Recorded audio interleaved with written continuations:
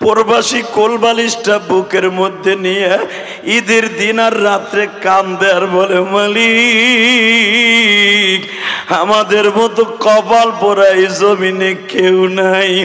আল্লাহ যেখানেই রাখো, যেইভাবে রাখো, তুমি প্রবাসীদেরকে ভালো রাখো। হুজুর আমি এখন কি করতে পারি আমার মায়ের লাগিয়ে? এই কথা বলি এই ছেলেটা কাঁদতে কাঁদতে বাবা রোডের উপরে শুয়ে পড়লো। হাত দুইটা এইভাবে দিয়া বলে, মা রে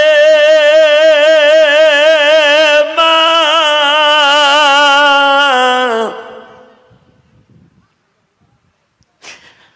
আমারে মালয়েশিয়ায় পাঠাইয়া তুমি চলে যাবা, আমি কোনোদিনও কল্পনা করি নাই রে মা।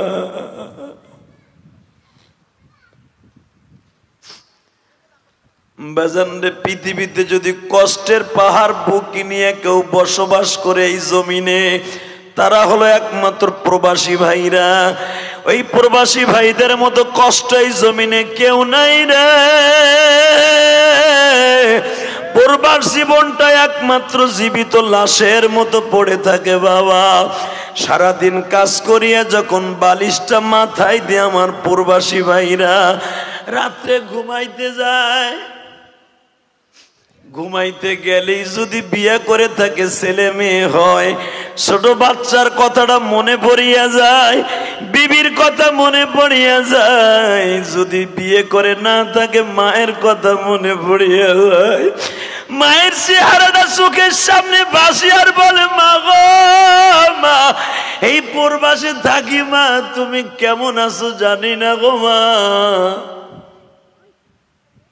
প্রবাসীর চোখের পানিতে বাবা বালিশ ভিজে, তাদের পানি আমার মাওলা ছাড়া কেউ দেখে না।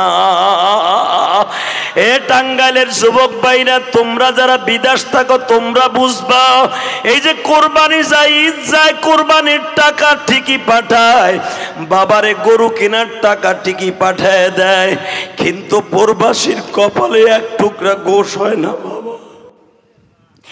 ঈদের মার্কেট ঠিকই প্রবাসী পাঠায় দেয়, ঈদের সিন্নি সীমায় প্রবাসীর কপালে হয় না। প্রবাসী কোলবালিশটা বুকের মধ্যে নিয়ে ঈদের দিন আর রাত্রে কান্দে আর বলে, মালিক আমাদের মতো কপাল পোড়া এই জমিনে কেউ নাই। আল্লাহ যেখানেই রাখো, যেইভাবে রাখো, তুমি প্রবাসীদেরকে ভালো রাখো। ছোট বাচ্চাদের কান্না